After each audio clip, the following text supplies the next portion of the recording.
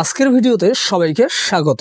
পূর্ববর্তী দুটি ভিডিওতে আমরা ধ্বনি ও বর্ণ নিয়ে 50টি এমসিকিউ প্রশ্নোত্তর সিরিজের প্রথম দুটি পর্ব নিয়ে বিস্তারিত আলোচনা করেছি। আজ আমাদের তৃতীয় পর্ব। আজকের প্রথম প্রশ্ন, ল ধ্বনিটি হলো ক নম্বর ঊষ্মধ্বনি, খ নম্বর তাড়িত ধ্বনি, গ নম্বর কম্পিত ধ্বনি, ঘ নম্বর পার্শ্বিক ধ্বনি।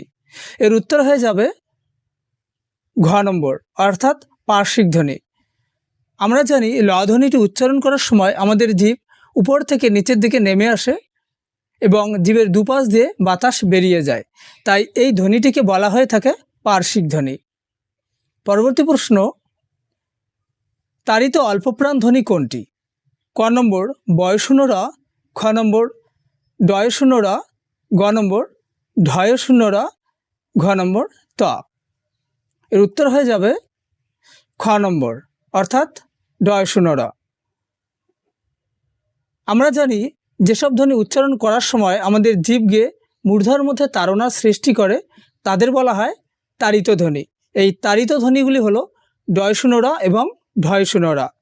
এদের মধ্যে ডয়শূন্য র হচ্ছে তাড়িত অল্পপ্রাণ ধ্বনি আর ঢয়শূন্য র হচ্ছে তাড়িত মহাপ্রাণ ধ্বনি। পরবর্তী প্রশ্ন, তাড়িত মহাপ্রাণ ধ্বনি কোনটি? এর উত্তর হয়ে যাবে গ নম্বর, অর্থাৎ ঢয়শূন্য র। পরবর্তী প্রশ্ন, বিসর্গ হলো ক নম্বর আশ্রয় স্থানভাগী বর্ণ, খ নম্বর অন্ত্যস্ত বর্ণ, গ নম্বর ঊষ্ম বর্ণ, ঘ নম্বর নাসিক্য বর্ণ। এর উত্তর হয়ে যাবে ক নম্বর, অর্থাৎ আশ্রয় স্থানভাগী বর্ণ। কারণ বিসর্গ হলো এমন একটি বর্ণ যা তার পূর্ববর্তী বর্ণের সাথে যুক্ত হয়ে উচ্চারিত হয় বা তার পূর্ববর্তী বর্ণকে আশ্রয় করে উচ্চারিত হয়। এই আশ্রয় স্থানভাগী বর্ণকে কিন্তু অযোগবহ বর্ণ বলা হয়ে থাকে।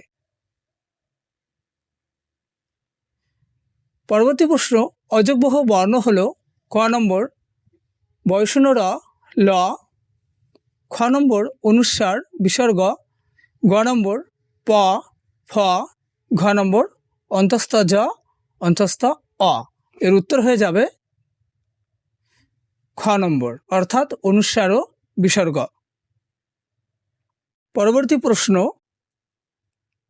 কণ্ঠস্থ বর্ণ হলো ক নম্বর ও, ঔ, খ নম্বর অ, আ, গ নম্বর রস্বই দীর্ঘই, ঘ নম্বর রস্বৌ দীর্ঘৌ। এর উত্তর হয়ে যাবে ক নম্বর, অর্থাৎ ও এবং ঔ। কারণ এই দুটি ধ্বনির উচ্চারণ স্থান হলো কণ্ঠ এবং ওষ্ঠ, তাই এদেরকে বলা হয়ে থাকে কণ্ঠস্থ। পরবর্তী প্রশ্ন, র ও ল হলো ক নম্বর ঊষ্ম বর্ণ, খ নম্বর তরল স্বর, গ নম্বর নাসিক্য বর্ণ, ঘ নম্বর আশ্রয় স্থানভাগী বর্ণ। এর উত্তর হয়ে যাবে খ নম্বর, অর্থাৎ তরল স্বর। পরবর্তী প্রশ্ন, অঘোষ বর্ণ ঘোষ বর্ণে পরিণত হলে তাকে বলে ক নম্বর পিনায়ন, খ নম্বর ক্ষীণায়ন, গ নম্বর ঘোষী ভবন, ঘ নম্বর অঘোষী ভবন। এর উত্তর হয়ে যাবে গ নম্বর, অর্থাৎ ঘোষী ভবন।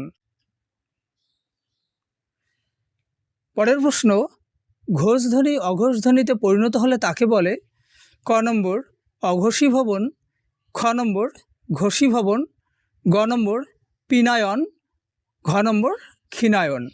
এর উত্তর হয়ে যাবে ক নম্বর, অর্থাৎ অঘোষী ভবন। পরবর্তী প্রশ্ন, মহাপ্রাণ ধ্বনি অল্পপ্রাণ ধ্বনির মতো উচ্চারণ হলে তাকে বলে ক নম্বর পিনায়ন, খ নম্বর ক্ষীণায়ন, গ নম্বর অঘোষী ভবন, ঘ নম্বর ঘোষী ভবন। এর উত্তর হয়ে যাবে খ নম্বর, অর্থাৎ ক্ষীণায়ন। আজকের ভিডিও এই পর্যন্ত। ভিডিওটি ভালো লাগলে অবশ্যই চ্যানেলটি সাবস্ক্রাইব, লাইক এবং শেয়ার করবেন। ধন্যবাদ।